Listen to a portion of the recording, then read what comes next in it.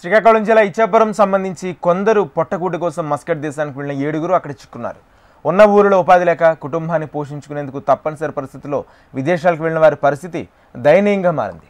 జీతాల మాట పక్కన పెడితే కనీసం 3 పూట్ల తినడానికి తిండి కూడా లేదంటూ పస్తులుంటున్నారు. క్షణముఖ యుగంగా గడుపుతున్నారు. తమను స్వదేశానికి రప్పించాలని వేడుకుంటున్నారు.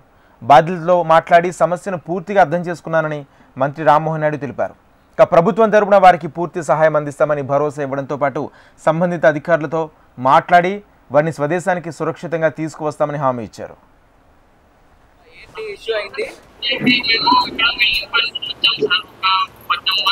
ఎప్పుడు వచ్చారు? 3 నెలలు అవుతుంది. అప్పుడు ఎవరి త్రూ వెళ్ళారు?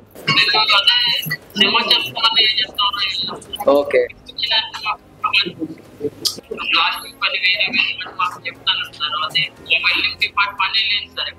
ఓకే ఓకే ఓకే ఇప్పుడు తెలిసింది. ఈ రోజు సార్ కూడా చంద్రబాబు నాయుడు గారు కూడా ఫాలోఅప్ చేయమన్నారు.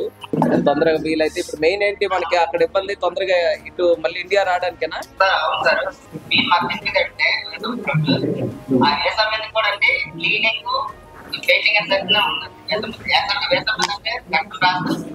ఓకే.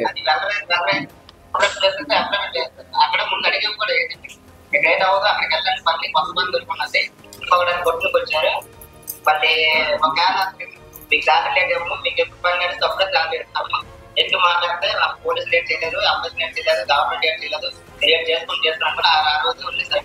ఫుడ్ అకామిడేషన్ ప్రస్తుతానికి పర్వాలేదా? సో ఇమీడియట్ గా మనం ఇది ఎంబసీ వాళ్ళతో మాట్లాడి ఇక్కడ ఎక్స్టర్నల్ అఫైర్స్ మినిస్ట్రీ వాళ్ళ త్రూ అక్కడ ఎంబసీకి మాట్లాడి మీకు రీచ్ అవుట్ అయ్యి మీకు ఇప్పుడు ఎవరికి ఏ టైప్ లో హెల్ప్ కావాలో అవన్నీ చేసినట్టు ఇమీడియట్ గా అరేంజ్ చేద్దాం. అందరికీ అదే ప్రాబ్లం.